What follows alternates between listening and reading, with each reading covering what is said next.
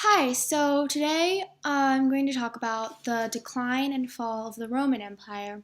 And this is just going to be an overview of some of the main reasons that Rome, one of the most powerful empires in history, declined.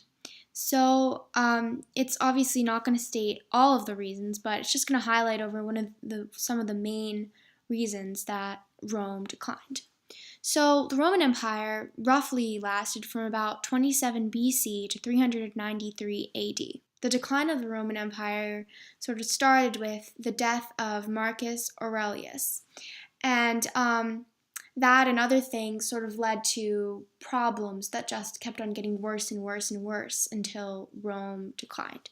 So after Marcus Aurelius died, which he died in 180 AD, the 2 centuries of peace, known as the Pax Romana, was over. And the rulers that followed him in sort of the next couple centuries were they were weak and ineffective, and they had no idea how to govern the giant empire and how to deal with its growing problems. So as a result, this made Rome a lot weaker, and a lot of it assisted in its decline. So also, after that, Rome also, the empire reached its limit of expansion, and so it lacked new sources of gold and silver, and it began to experience a lot of economical and financial problems, also due to the fact that there were a lot of agricultural problems at the time as well. And that caused food shortages and disease spread, and that did not help the economy either.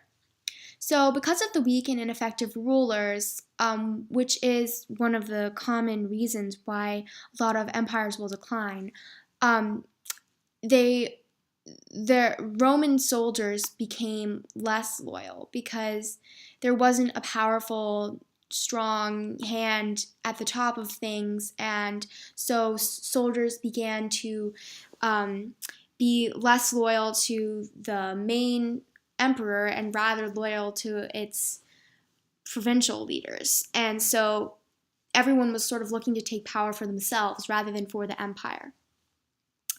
Um, so then, because the economy was becoming so much weaker, the government, desperate for revenue, they tried to raise taxes on the people.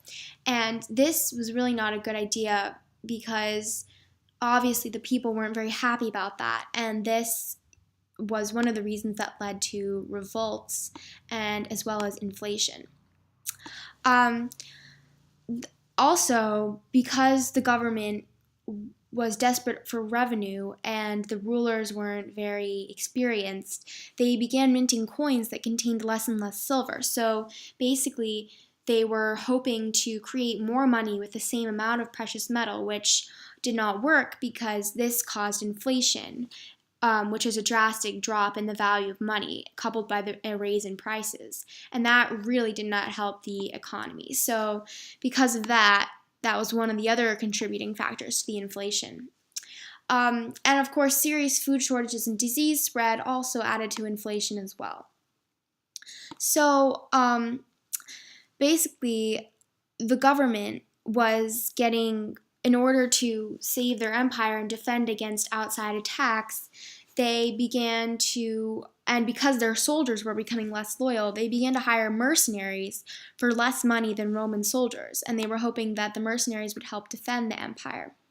But the problem with mercenaries is that they felt little sense of loyalty to the Roman government because it wasn't their government. So they were kind of just there for the money, and they didn't really have their heart into saving Rome. So also, because the government was quite weak and Roman soldiers became less loyal and there was raising of taxes, revolts occurred and within their empire, and this wasn't very helpful because that meant that the empire wasn't there as one to function, and there were a lot of inside revolts, and that did not help the economy because a lot of revolts caused a lot of damage, and the economy was already sort of dropping lower and lower and getting weaker and weaker, and the revolts did not add to that and help with it. because the Roman soldiers were becoming less loyal and the only thing that they really had to defend against themselves was mercenaries, the military also became weaker. And because the military was weaker, and this is another one of the common problems with declining empires, is that barbarians began to attack the weaker edges of Rome, because before the barbarians would attack, but the military was so strong and powerful that they wouldn't be able to really make much of an impact. But now they were starting to see that Rome's military was becoming weaker and weaker, and they were sort of finding loopholes and attacking the weaker edges of Rome and eventually making their way into the middle of Rome.